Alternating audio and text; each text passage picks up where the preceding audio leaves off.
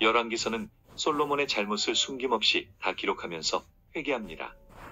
솔로몬의 잘못은 곧 이스라엘 전체의 잘못입니다. 열왕기상 3장 3절에 솔로몬을 이렇게 소개합니다. 솔로몬이 여호와를 사랑하고 그의 아버지 다윗의 법도를 행하였으나 산당에서 제사하며 분향하였더라. 그런데 이 문장에서 마음에 걸리는 부분은 행하였으나입니다. 솔로몬이 여호와를 사랑하고 다윗의 법도를 행하다니 얼마나 멋집니까? 거기서 끝냈으면 좋으련만 열왕기서 저자는 토를 답니다. 그러나 솔로몬이 산당에서 제사 드렸습니다. 여기서 역대기서 저자와 열왕기서 저자의 관점 차이가 있습니다. 역대기서 저자는 기브온 산당에서 솔로몬이 1000번제를 드린 이유를 설명합니다. 역대기서는 이스라엘이 바벨론 포로에서 풀려난 후 이스라엘을 재건하면서 쓴 성경입니다. 이스라엘을 재건할 때 그들에게 필요한 것은 이스라엘의 영웅이었습니다. 그들에게 얼마나 훌륭한 조상이 있었는지 알리고 싶어 했습니다. 특별히 예루살렘 성전을 재건하던 이스라엘은 솔로몬이야말로 좋은 모델이었습니다. 그들은 가능하면 솔로몬의 약점과 허물은 숨기고 좋은 면만 쓰려고 하였습니다. 소위 PR입니다. 피할 것은 피하고 알릴 것만 알리는 것입니다. 역대하 1장 3절에 이렇게 기록하였습니다. 솔로몬이 온 회중과 함께 기브온 산당으로 갔으니 하나님의 회막 곧 여호와의 종 모세가 광야에서 지은 것이 거기에 있습니다. 그가 기브온에서 1000번제를 드린 것은 하나님의 회막이 거기 있었기 때문이라고 합니다. 그런데 열왕기서는 회개하는 마음으로 솔로몬의 잘못을 솔직하게 썼습니다. 솔로몬이 기브온에서 제사 드린 것은 그곳이 단지 다른 산당보다 컸기 때문이라고 합니다. 그리고 많은 사람이 이미 산당에서 제사 드리니까 솔로몬도 산당에서 제사 드린다고 하였습니다. 그뿐 아니라 여호와의 성전이 아직 완공되지 않았기 때문이라고 합니다. 이유가 참 많습니다. 그러나 열왕기서 저자는 여호와의 장막이 예루살렘에 이미 있다고 말하였습니다. 열왕기상 2장에 아도니아가 반란에 실패하자 여호와의 장막에 들어가 제단불을 잡고 살려달라고 합니다. 여호와의 장막에는 하나님을 섬기는 제사장들이 있었습니다. 다윗은 사독과 아비아다를 대제사장으로 임명하였습니다. 여호와의 장막에는 여호와의 법궤가 있었습니다. 그러니까 이미 다윗 시대부터 예루살렘에 있는 여호와의 장막에서 하나님께 제사드렸습니다. 산당은 우상숭배의 본거지입니다. 그곳은 본래 가나안 사람들이 바알과 아세라를 섬기던 장소입니다.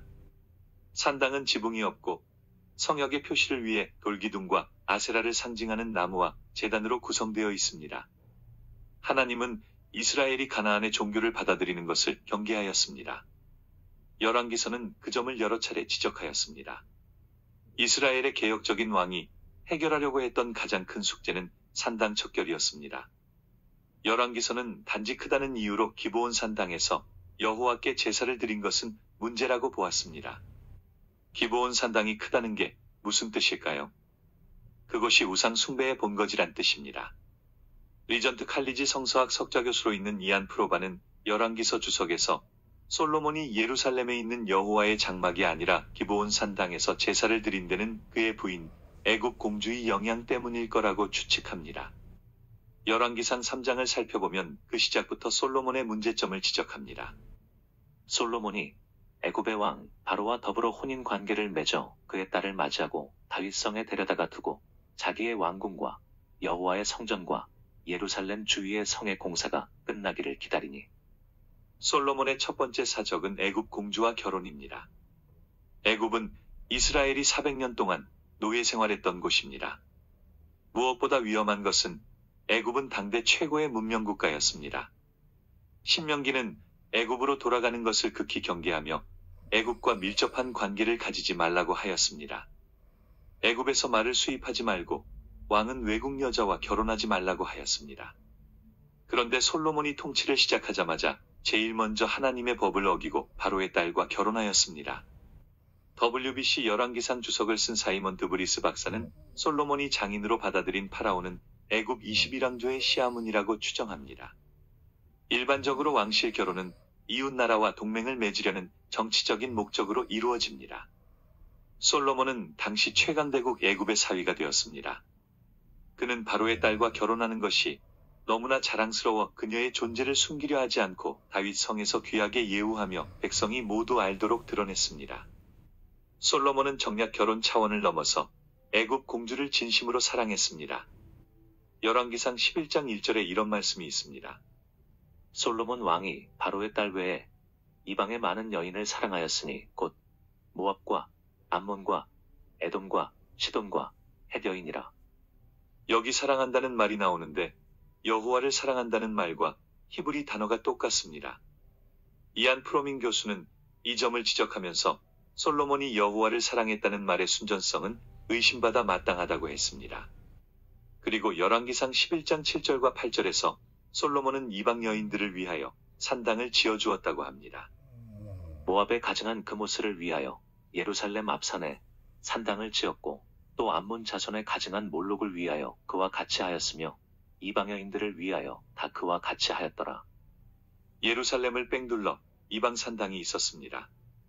임플란트 진짜 30만 원에 했습니다. 믿기지 않겠지만 이 치과에서는 가능합니다. 산당이 있고 흰놈의 골짜기에는 몰록 산당이 있었습니다.